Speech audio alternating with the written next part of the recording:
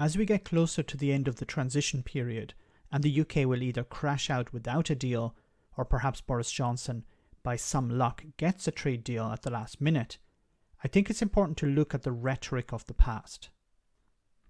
Brexiteers have since the beginning, and what I mean by the beginning is before the Brexit referendum in 2016, well, they have been making claims about how easy a deal would be achieved, or how the EU will come begging to trade with the UK.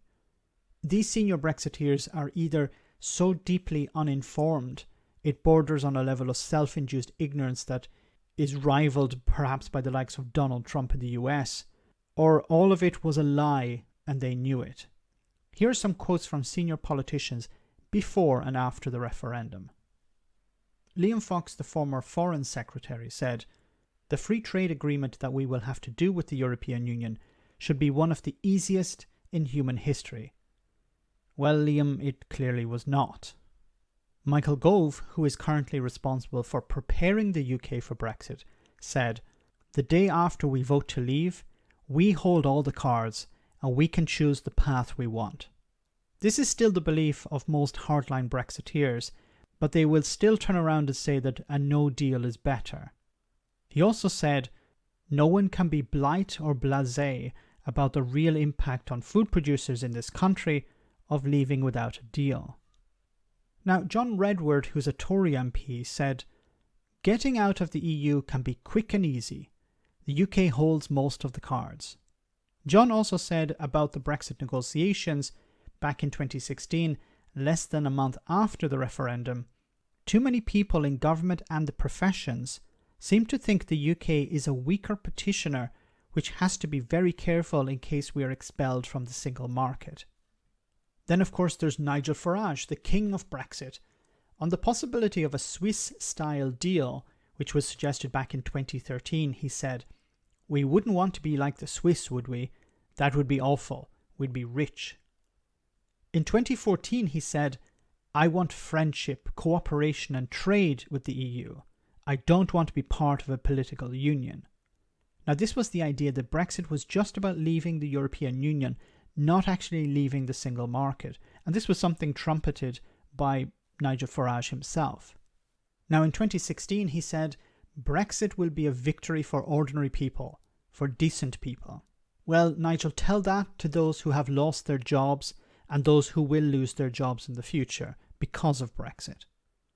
In 2017, he was quoted as saying, "If Brexit is a disaster, I will go and live abroad.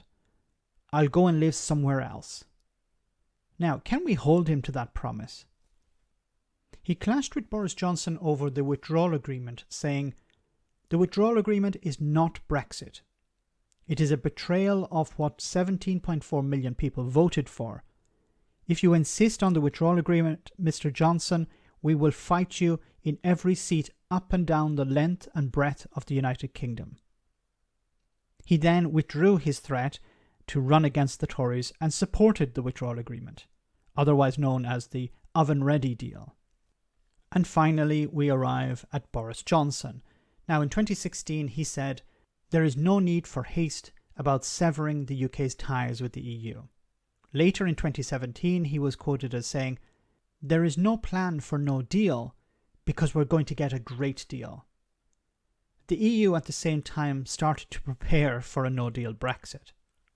Now, he also pumped the Canada deal that the EU had ruled out from the beginning.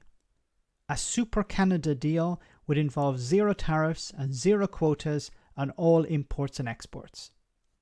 In 2019, he said, "The British people won't be scared into backing a woeful Brexit deal nobody voted for." And also around the same time was the famous, "I would rather be dead in a ditch than to ask the EU to delay Brexit beyond the 31st of October. Well, we all remember what happened then. People were searching ditches all over the UK for signs of Boris Johnson and they couldn't find him anywhere. When he met his Irish counterpart, he said, "I've looked clearly at no deal. I've assessed its consequences, both for our country and yours. And yes, of course, we could do it. The UK could certainly get through it, but be in no doubt that the outcome would be a failure of statecraft." Another quote at the time was, "I'm not aiming for a no-deal Brexit outcome." And finally from Boris Johnson, "We will have, if we have to go out on no deal, £39 billion to spend, which would be very helpful in lubricating the consequences of a no-deal Brexit." Let's see what these people have to say when Brexit bites next year. Let me know in the comment section, guys, your favourite quotes from Brexiteers, including Boris Johnson. I want to say a big thank you to all of my patrons. You ensure that this channel continues to exist. I'm eternally grateful for all of your support. If you join Patreon, you will receive instant access to our Discord server, where we have both audio and video chats. You can chat with me and other patrons, where we discuss important and non-important issues. Becoming a patron per month costs about the same as a large coffee, so why not check it out?